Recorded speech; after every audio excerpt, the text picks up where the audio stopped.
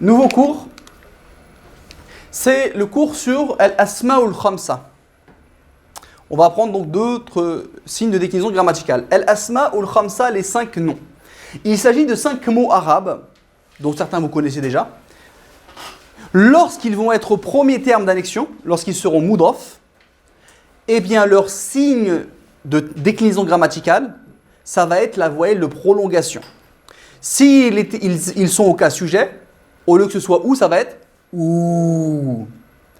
S'ils sont au cas direct, au lieu que ce soit a, ça va être a avec le alif. Et si c'est au cas indirect, au lieu que ce soit i, ça va être i, le grand ou. 5 noms, lorsqu'ils sont premier terme d'annexion, lorsqu'ils sont singuliers et qu'ils sont premier terme d'annexion, mudaf, tant qu'ils ne sont pas mudaf au premier terme, au yal mutakallim, à la première personne, au pronom affixe de première personne du singulier, eh bien, leur voyelle de déclinaison grammaticale s'allongera. Donc ça va être le waouh au cas sujet, le alif pour le cas direct et le ya pour le cas indirect. Quels sont ces 5 mots? On va les étudier. C'est notamment le mot frère que vous avez appris. Le mot akh. Le mot ab. Je ne sais pas si vous l'avez appris. Père. Le mot ham. Le beau-père, le beau-père et tout ça. Ham. Ensuite, le mot zou, qu'on verra, qui vient souvent dans le Coran. Zou, zazi. Ya zal jalali wal ikram. D'accord? Zou, le possesseur de. Et enfin, le mot bouche. Fou.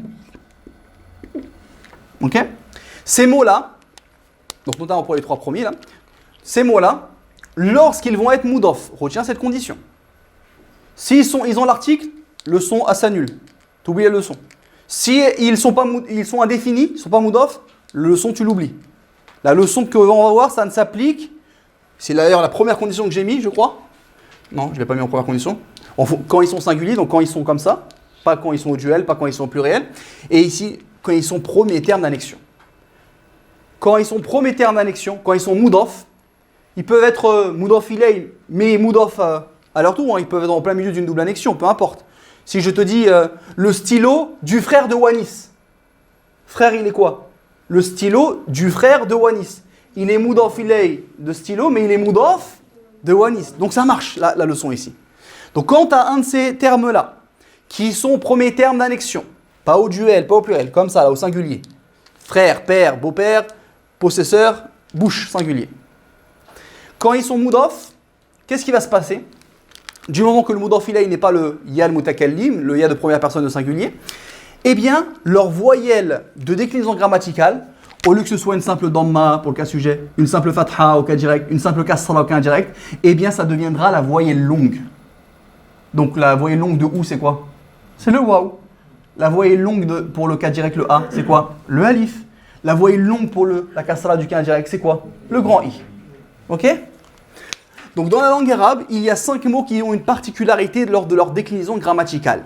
Leur voyelle de vocalisation deviendra une voyelle longue de même nature à 2 conditions principales. Donc de même nature, dans ma, la voyelle longue qui correspond, c'est le waouh et ainsi de suite.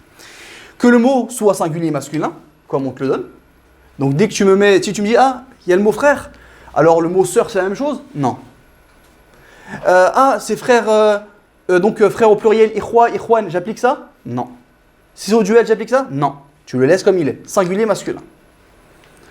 Qu'il soit premier terme d'annexion, s'il est indéfini, ça ne marche plus. S'il est défini par l'article, ça ne marche plus.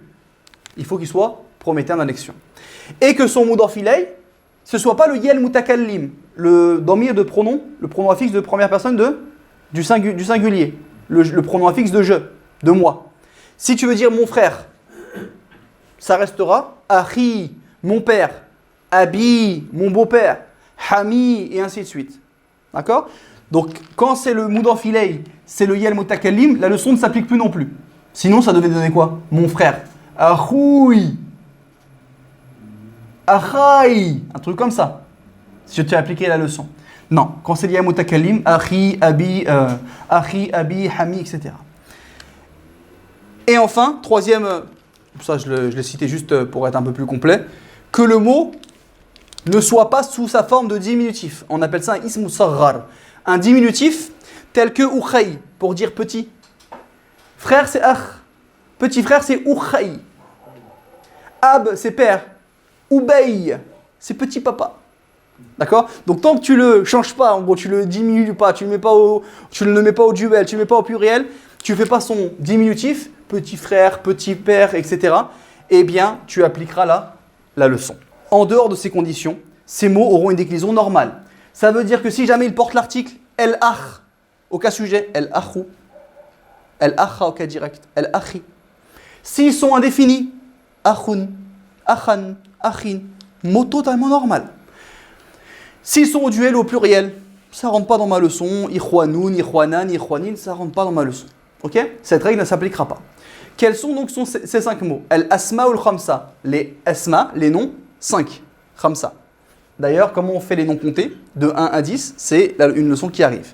La dernière leçon de l'année, je crois. Père, ab. Frère, akh. Ham, beau-père, ou bien les hommes proches du mari. Zou, détenteur de. Possesseur de, il est possesseur d'argent, zou malin, ou bien za malin, ou bien zi malin, il est possesseur d'argent.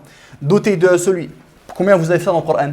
Allah il est zou fadlin, Allah il est détenteur de grâce, et ainsi de suite. Fou, un des mots pour dire bouche. Attention, le mot bouche, il y en a 2 dans la langue arabe. Il y a celui-là, fou. Au cas sujet, là je te l'ai déjà donné au cas sujet. Fou, au cas direct.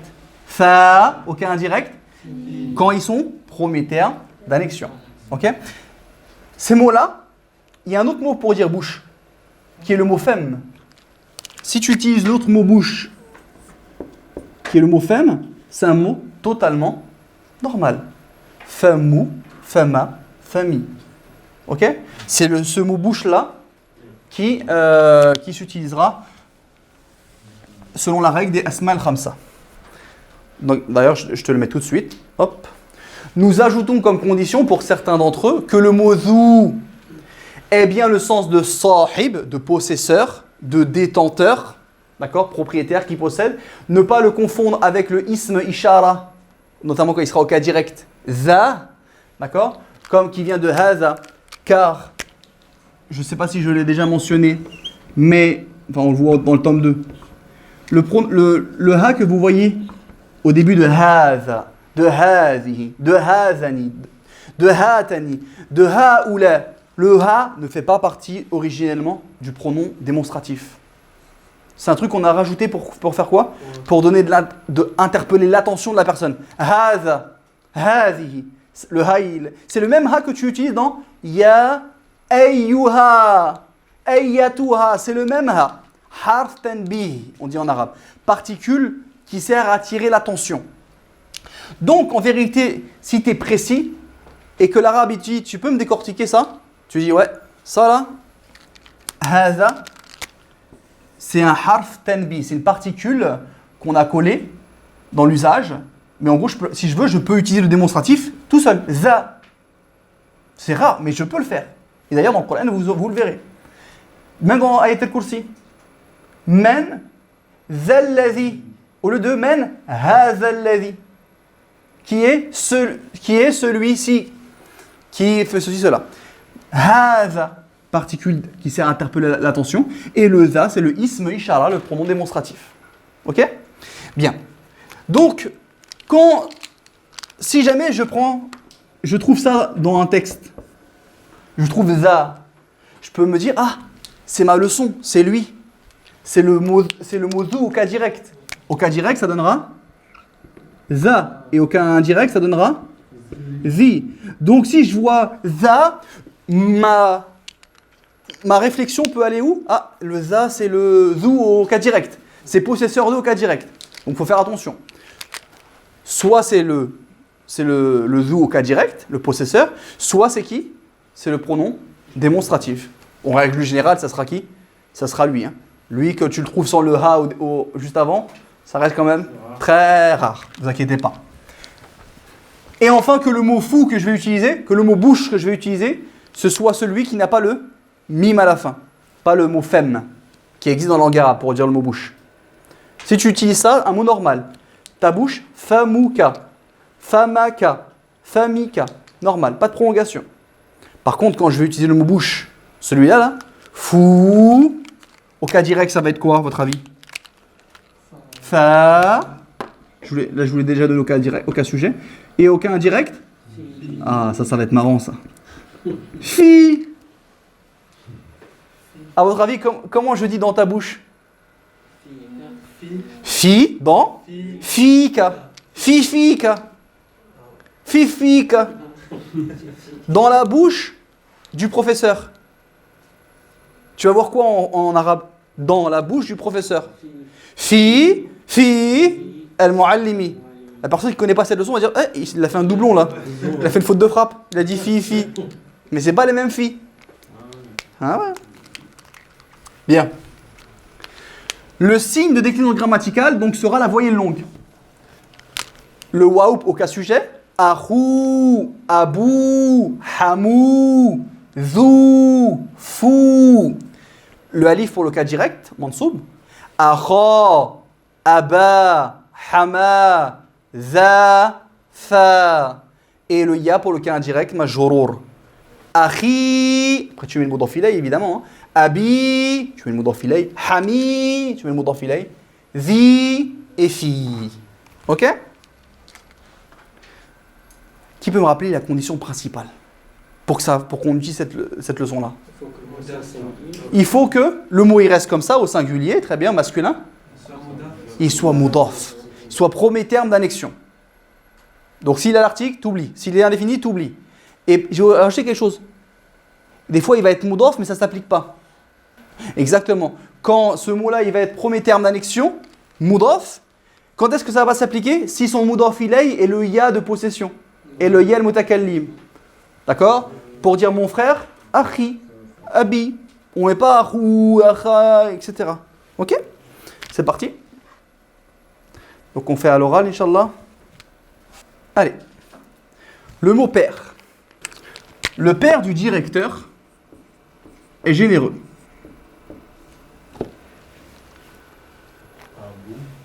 Prononce bien. Abou, très bien. Est-ce qu'il est moudaf? Père, ouais, ça s'applique. Il est mubtada, normalement, n'est-ce pas? Donc normalement, c'était quoi? C'était ça. Abou. Là, qu'est-ce que la leçon me dit?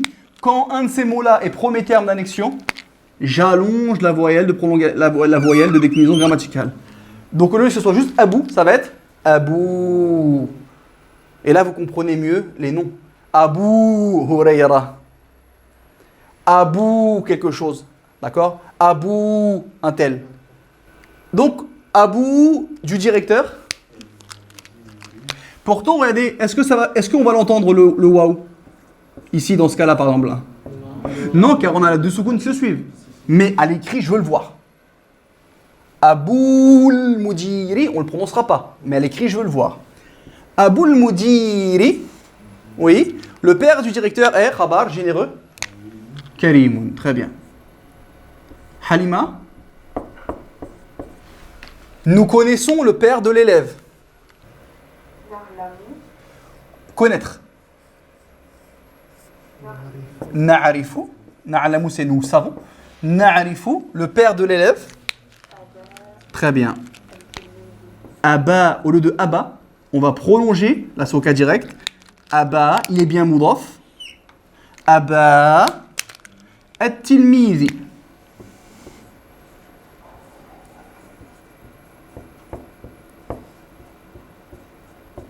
Très bien. Au lieu de Aba. At-tilmizi. Aba, même s'il ne se prononcera pas oralement. Très bien. Wanis, il ne lève pas. Le verbe rafa'a, la voix. On a pris sa voix? Saout? Père. Il ne lève pas sa voix sur son père. La yarfa'u. Sa voix. Très bien. Saoutahu, pour l'instant, aucun souci. Maf'ul bihi, c'est OD. Il ne lève pas sa voix sur. Ah, il y a du cas indirect qui va venir là. Son père. Répète bien. Son père à lui. Son père à lui. Presque. Oui. Donc, À la base, ça devenait quoi? Ab. Aucun direct. Abi. Le père de lui. Abihi, comme ça se donnait, si c'était un mot normal. Abihi. Là, qu'est-ce qu'on me dit? Est-ce qu'il est moudaf? Oui, il est moudaf de lui. D'un pronom affixe. Du moment que ce n'est pas le pronom affixe de première personne de singulier, le ya al-mutakallim, tu prolonges. Ala abihi. D'accord? Ala abihi, sur son père. Ok? Quelques exemples coraniques. Allah dit dans Surat al-Kahf, wa kana abuhuma salihan. Et le père de ces deux orphelins, il était vertueux. Abuhuma, ism kana au cas sujet. Abuhuma, il est moudaf de quoi le mot père? Du pronom affixe. Abuhuma, leur père à eux deux. Kana abuhuma, leur père à eux deux était khabar de kana. Salihan, mansoub. Vous voyez, c'est pas écrit Abu. Abuhuma. Abuhuma, car il est moudaf. En dessous, Allah Azza wa Jal dit Qalou, ils dirent, donc les frères de Youssouf, alayhi salam, Qalou, ya, interpellation, Abana. Pourquoi? Pourquoi Abana ici? On a une interpellation et on interpelle un mot qui est moudaf. Oh, le père de nous. Un mot qui est moudaf, il est auquel cas? Mansoub. Comme le mot ab ici, il est premier terme d'annexion, ça ne peut pas rester abana. Ça va être abana. Oh, notre père. Istaghfir lana. C'est quelle forme ça? Dixième. Istaghfir, un impératif. Pourquoi il n'y a pas écrit le i? Istaghfir. Parce qu'il est en plein milieu d'une phrase. Très bien. Staghfir lana. Implore pour nous le pardon. Le pardon de quoi? Dhunubana. Le pardon des péchés, de nos péchés. Certes, nous, inna, on sépare inna du verbe kana par quelque chose de nominal, le pronom affixe. On a deux choix quand c'est le na. Inna ou bien innana. Kunna, nous étions, khabar de kana, khati'in, participe actif de khata'a. Khati'in, nous étions fautifs. Khati'in, nous étions fautifs, nous étions pécheurs. Khati'in, khabar de kana au pluriel externe masculin ou mansoub. Troisième exemple, avec le cas indirect, à vous de vocaliser. Maintenant que vous avez appris. Arji'u, urju'u, arji'u, irji'u, urji'u. Oh, j'ai tout, oh, j'ai eu, mashallah. J'ai peu d'élèves, mais j'ai tout eu. Ah, là j'ai I. I, toi? Hamidou. Urji'u, ok. I. A. Les sœurs. C'est quoi pour vous? C'est I ou c'est A ou c'est OU? C'est I. Ok. Unanimité des sœurs ou il y a des divergences chez vous? Unanime. Ici, il y a divergence entre mazhab de l'imam Amin, de l'imam Wanis, etc. Alors, c'est quel verbe ici? Déjà, s'il y a une wasla, c'est pas la forme 4. Car la forme 4, on écrit la hamza. Donc là, on est à forme normale. En plus, c'est peut-être un verbe que vous avez appris. Revenir. Raja'a. C'est en forme simple. On regarde la voyelle médiane. C'est laquelle la voyelle médiane? C'est I. Et donc, ça va être quoi ici? Voilà, mazhab de l'imam Amin et Maurice avait raison. Irji'u. Irji. D'accord? Avec un I. Irji'u. Donc, à la base, tarji'una, vous retournez. Majjoum, tarji'u. On enlève le ta. Irji'u. Problème. Irji'u. Ok? Ila, vers qui? Votre père. Retournez à votre père. Retournez vers votre père. Au lieu que ce soit abikum, ça va être abikum, avec la prolongation. Vous voyez le ya ici? Abikum. Donc là, la voyelle normale, ça s'allonge et devient le ya. Abikum, car il est premier terme d'annexion.